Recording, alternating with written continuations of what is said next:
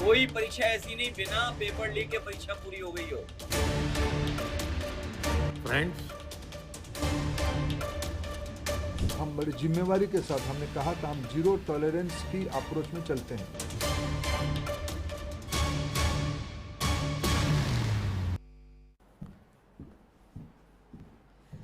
नमस्कार, शाम के 8 बज रहे हैं, वक्त हो चला है बियॉन्ड हेडलाइंस का। मैं हूं आपके साथ मोनिका ग्रोवर।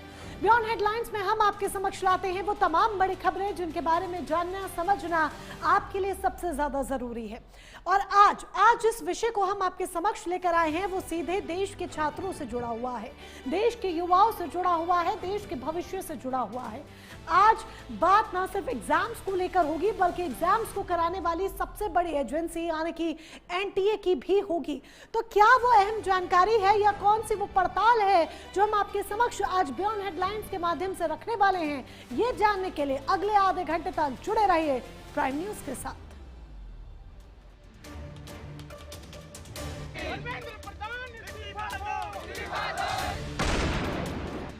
कोई परीक्षा ऐसी नहीं बिना पेपर लीक के परीक्षा पूरी हो गई हो। फ्रेंड्स, हम बड़ी जिम्मेवारी के साथ हमने कहा था हम जीरो टॉलरेंस की अप्रोच में चलते हैं।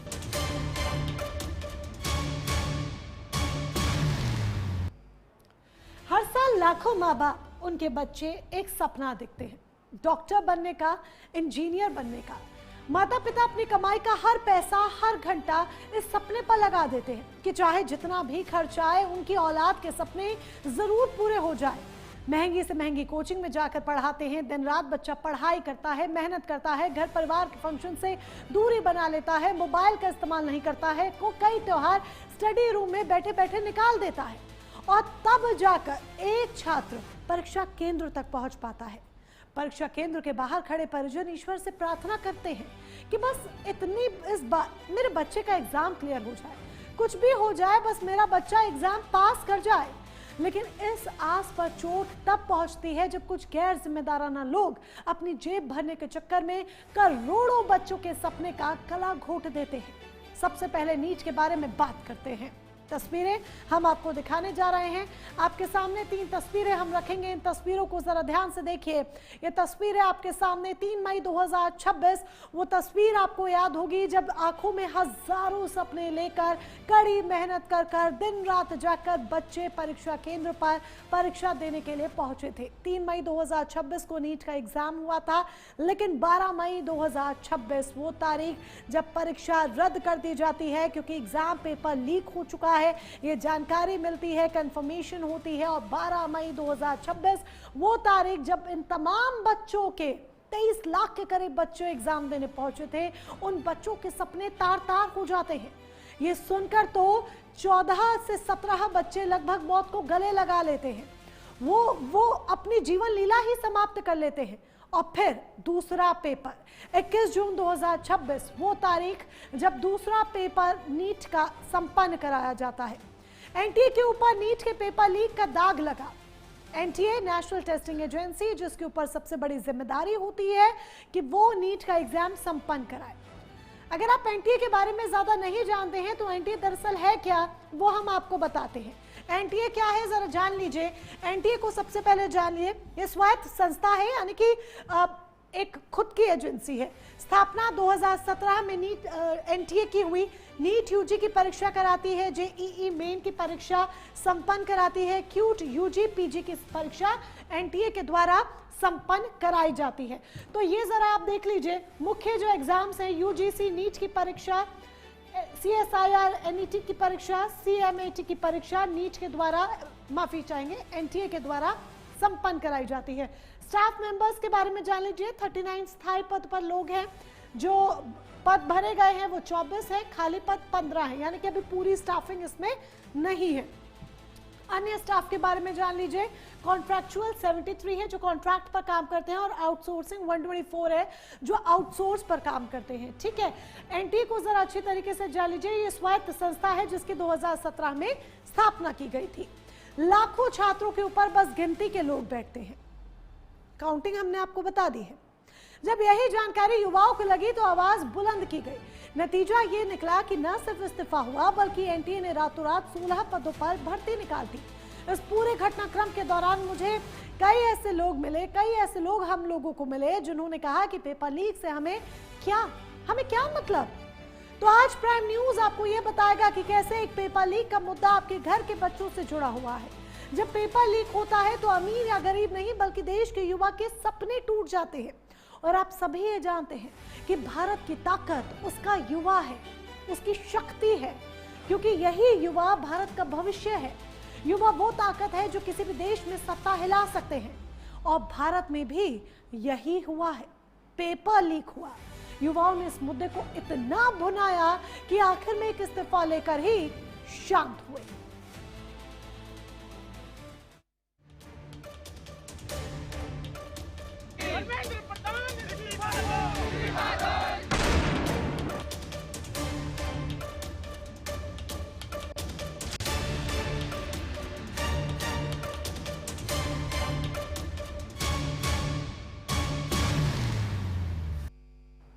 जेएनसी जब सड़कों पर उतरा आमादा हुआ अपनी मांग को लेकर, तो आखिरकार धर्मेंद्र प्रधान का इस्तीफा लेकर ही माना। धर्मेंद्र प्रधान के इस्तीफे को अगर आप सीजेपी की जीत मानते हैं तो आप गलत हैं। जी हाँ, क्योंकि ये तो असल में 22,69,743 छात्रों की जीत है जिसने इस साल एग्जाम दिया था 3 मई 2026 की तारीख को। प्रधान का इस्तीफा उन 20 से 22 परिजनों के कलेजे पर एक हल्का मरहम जैसा है जिनके औलादों ने सिस्टम से हताश होकर खुदकुशी कर ली थी, मौत को गले लगा लिया था। और जानकारी हम आपके समक्ष अब यहाँ पर रखने जा रहे हैं। इस जानकारी को भी जरा देख लीजिए जो हम आपके समक्ष यहाँ पर अभी रखेंगे बिग वॉल के जरिए। सबसे पहले नीट, जो देश की सबसे बड़ी परीक्षा होती है, कुल छात्र इसमें 22,69,743 कुल छात्र जिन्होंने परीक्षा दी। टोटल नंबर ऑफ स्टूडेंट्स हम आपको बता रहे हैं। टोटल नंबर ऑफ स्टूडेंट्स जिन्होंने परीक्षा दी थी, फॉर्म की जो फीस है वो जो जनरल कैटेगरी है 1700 है, 1700 ओबीसी ईडब्ल्यूएस के लिए 1600 है, एससी एसटी पीडब्ल्यूडी के लिए 1000 रुपए है, यानी कि 1000 रुपए से 1600 रुपए तक। परीक्षा केंद्र इसके लिए 5440 से भी ज्यादा परीक्षा केंद्र है जहां प्रदेश की सबसे बड़ी परीक्षा नीट संपन्न कराई जाती है। अब एक केंद्र पर कितना खर्च आता है? औसतन 3.5 लाख रुपए एक केंद्र पर खर्च आता है। यह हम आपको खर्चा बता रहे हैं, एक केंद्र पर कितना आता है, औसतन 3.5 लाख रुपए आता है। कुल छात्र हमने आपको बता दिया 22,69,743 कुल छात्र जिन्होंने नीट की परीक्षा दी थी। तो ये वो बच्चे थे जो नीट का एग्जाम देने के लिए बैठे थे, एग्जाम की फीस देकर बैठे थे, लेकिन उनके सपनों को तार तार कर दिया गया। अब जरा सोचिए, हर साल 1 करोड़ से ज्यादा छात्र इस परीक्षा में बैठते हैं और परीक्षा देने के लिए औसतन 1 लाख से 2.5 लाख रुपए की महंगी महंगी कोचिंग करते हैं, जिसमें हॉस्टल फीस, रहना, खाना, स्टडी मटेरियल और फिर फॉर्म फीस अलग से। किताबें, टेस्ट सीरीज मिलाकर एक परिवार 5 से 10 लाख रुपए तक खर्च कर देता है। एक मध्यम वर्ग का पूरा साल इसी पर निकल जाता है। और फिर जब पेपर लीक की खबर आती है तो जरा सोचिए परिजनों पर आखिर क्या गुजरती होगी। जो बच्चे एग्जाम देने जाते हैं उन बच्चों में रिक्शे वाले का बच्चा, ऑटो वाले का बच्चा, रेहड़ी पटरी पर काम करने वाला बच्चा, इन सब के माता पिताओं के बच्चे होते हैं। तो जरा सोचिए वो इतनी महंगी महंगी फीस और किस तरीके से अपने बच्चों को पढ़ाते होंगे और उनके बच्चे दिन रात मेहनत करते होंगे। लेकिन सब बर्बाद हो जाता है जब एक एग्जामिनेशन पेपर लीक हो जाता है। बच्चों ने किस तरीके से अपना दुख दर्द बयां किया, उन्होंने क्या कुछ कहा था, सुनिए जरा।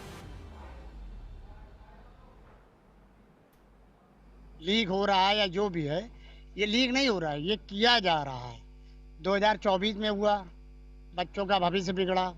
2026 में बच्चों ने पैसा दिया, पेरेंट्स ने कहाँ से लेके उनकी तैयारियां कराई, उसके बाद वही पेपर निकल कर बाहर आ रहा है, मार्केट में बिक रहा है, परीक्षा भी हो रही है और बच्चा देने जा रहा है फिर कैंसिल हो रहा है। तो इससे क्या है कि बच्चे का भविष्य बिगड़ रहा है। सरकार इस पे ध्यान ही नहीं दे रही है, जबकि उनके खुद के मिनिस्टर ऐसे बनते हैं जिनको शिक्षा की कोई नॉलेज नहीं है। जब उनको खुद को शिक्षा की नॉलेज नहीं तो बच्चों की पढ़ाई के बारे में क्या ध्यान दें। सब जानते हैं कि 20-20, 25-25 लाख बच्चा इसमें बैठता है। सरकार को भी इस पे अगर ध्यान नहीं देगी तो ऐसे कैसे चलेगा, क्योंकि जो देश का बेसिक यूथ होता है, यूथ ही डिसाइड करता है कि देश आगे जाके क्या करेगा। ऐसे में हमें ये ज़रूरी होता है कि जो भी नीचे से नीचे स्तर का आदमी जो कि डिजर्विंग है, अच्छे कॉलेज में पढ़ना चाहता है, उसको मौका मिले। अब ऐसे में पेपर लीक होता है, 10-10 लाख में पेपर बटता है, तो ऐसे में वही मंत्री के बेटे जो गलत तरीके से पैसे कमाते हैं वही भारत के टॉप इंस्टीट्यूशन में पहुंच जाते हैं। ऐसे में देश को अच्छा डॉक्टर नहीं मिलता है, अच्छा इंजीनियर नहीं मिलता है। तो सरकार काम कर रही, बहुत ही गलत कर रही है। यहाँ बच्चे दिन रात 12-12 घंटे पढ़ करके जाते हैं, कोचिंग करते हैं, माँ बाप का पैसा इतना फालतू जाता है और परिणाम क्या निकलता है, बच्चा अपनी आत्महत्या कर लेता है। तो सरकार से डिमांड है कि आपने देखा जंतर मंतर पे कैसा प्रोटेस्ट हुआ, हम लोग ने भी उसको ज्वाइन किया था। और फिलहाल एजुकेशन मिनिस्टर का इस्तीफा तो आ चुका है, अब सरकार से यही उम्मीद है कि आगे और कोई ऐसी दुर्घटना ना हो। ये जो नीट की परीक्षा है, जो लीक हो रहे हैं, पेपर लीक हो रहे हैं, इससे आने वाले बच्चों का भविष्य जो है वो पूरा खराब हो रहा है। एक तरीके से देखा जाए तो बच्चे मेहनत से अपना पढ़ते हैं और साल भर तैयारियां करते हैं, उसके बाद ये पेपर लीक हो जाते हैं। बच्चों का जो हौसला है वो भी एक तरीके से देखा जाए तो बेकार ही हो जाता है। इस वजह से मैं चाहती हूँ कि ये पेपर वगैरह जो लीक हो रहे हैं इस पे सख्त से सख्त कार्रवाई। तो बच्चों की राय आपने सुनी कि बच्चों ने क्या कुछ कहा, छात्रों का क्या कहना था। माफियाओं को शायद अंदाजा भी नहीं कि पेपर लीक करवाने से एक परीक्षा नहीं रुकती, बल्कि लाखों बच्चों के सपने टूट जाते हैं, टूटकर बिखर जाते हैं और कुछ परिवारों के तो चिराग बुझ जाते हैं। जिस तरीके से बच्चों ने मौत को गले लगा लिया था वो हताश करने वाला था। इतनी मेहनत, इतना पैसा और बस एक झटके में सब कुछ बर्बाद। ऐसे में शिक्षा प्रणाली पर सवाल उठने तो लाजमी है। सवाल ये उठ रहा है कि क्या एक शिक्षा मंत्री का इस्तीफा पूरे एनडीए की खामियों को दुरुस्त कर देगा? जवाब आप भी जानते हैं।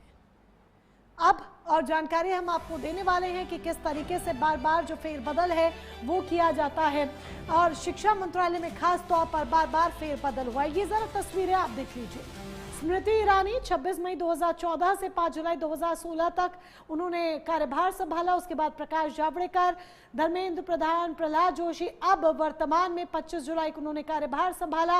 अपने विभाग के साथ अतिरिक्त जिम्मेदारी मिली। 2021 से अभी 26 तक यहाँ पर धर्मेंद्र प्रधान रहे। प्रकाश जावड़ेकर 2016 से 19 तक रहे। रमेश पोखरियाल निशंक 19 से 21 तक रहे थे।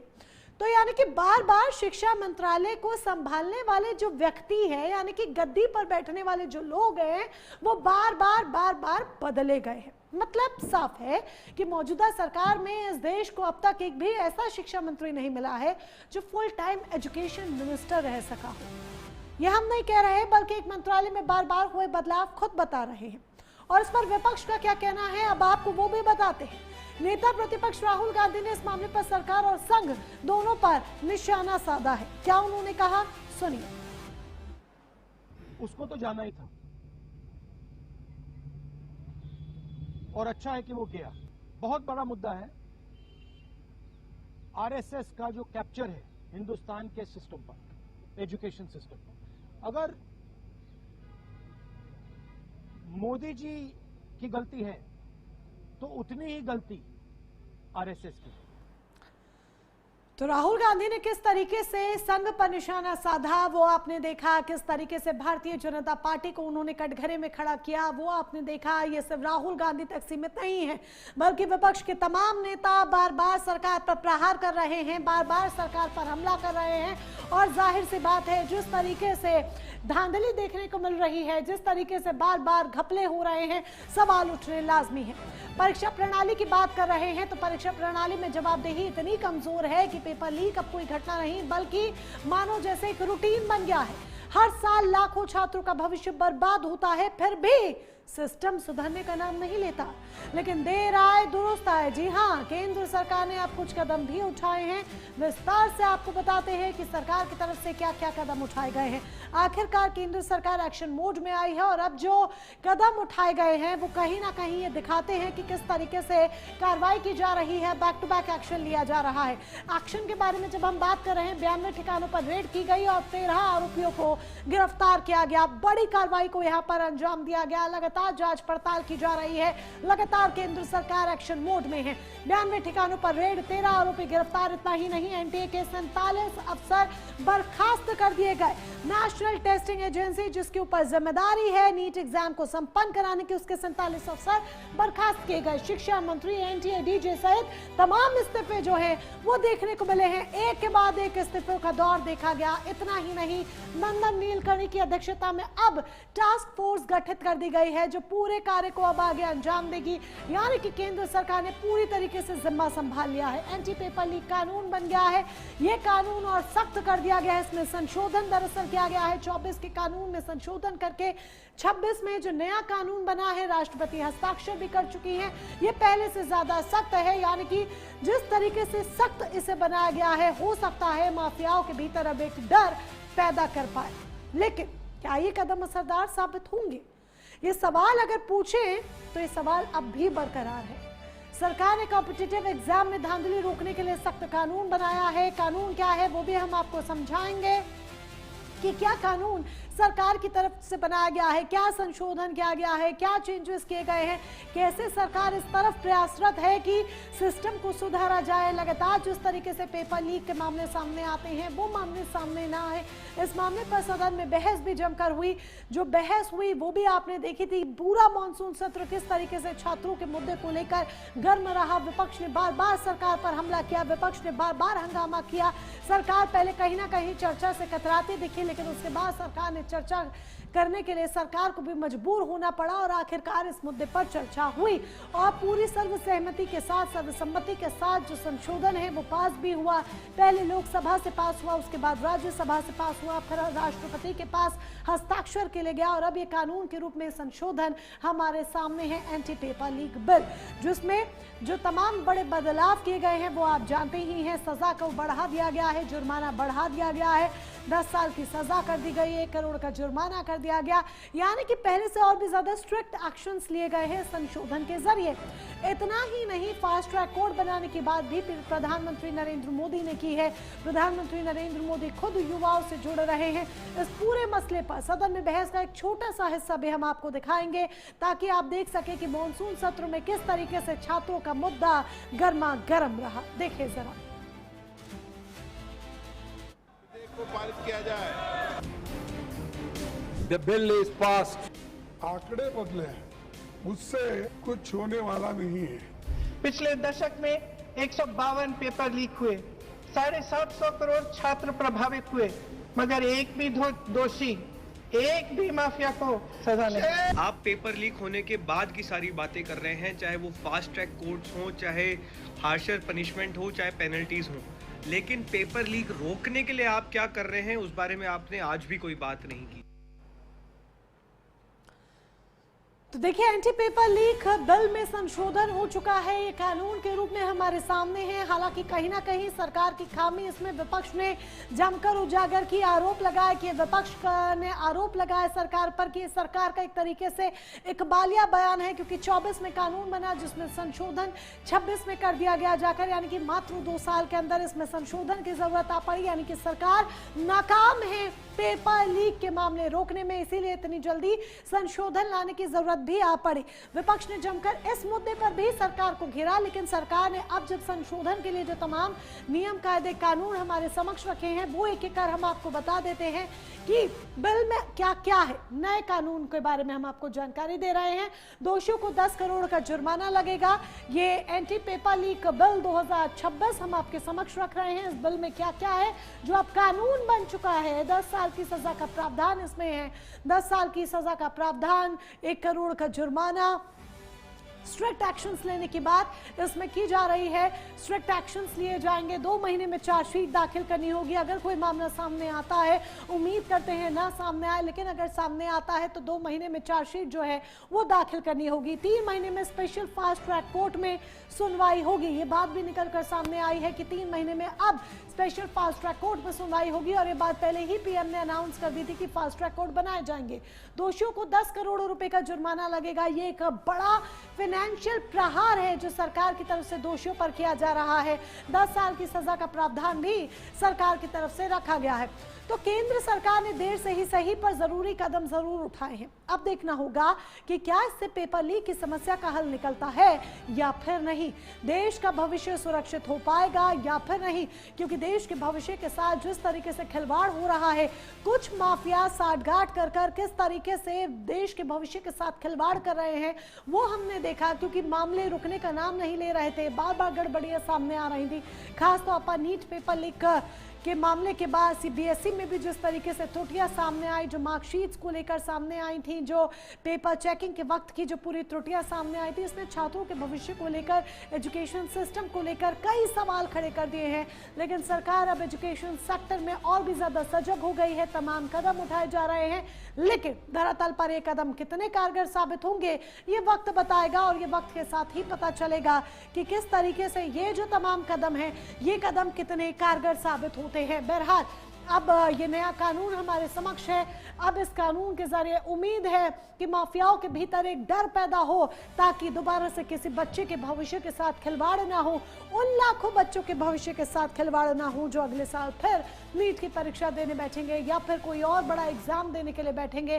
क्योंकि देश का एजुकेशन सिस्टम, देश का एजुकेशन सेक्टर सुधरना, इसमें तमाम सुधार लेकर आना, इसे पॉलिश करना सबसे ज़्यादा ज़रूरी है, क्योंकि ये सीधे हमारे देश के युवाओं से जुड़ा हुआ है, उन युवाओं से जुड़ा हुआ है जो इस देश का फ्यूचर है। क्योंकि यही युवा देश को कल आगे लेके जाएंगे, अलग अलग जगहों पर, अलग अलग सेक्टर में, अलग अलग पदों पर आसीन होंगे और देश का की एक रूपरेखा आगे बनाएंगे और साथ ही देश को ऊंचाइयों पर लेकर जाने का काम करेंगे। बहरहाल आज के लिए बियॉन्ड हेडलाइंस में बस इतना ही, लेकिन बाकी तमाम खबरों के लिए आप बने रहिए प्राइम न्यूज़ के साथ। नमस्कार।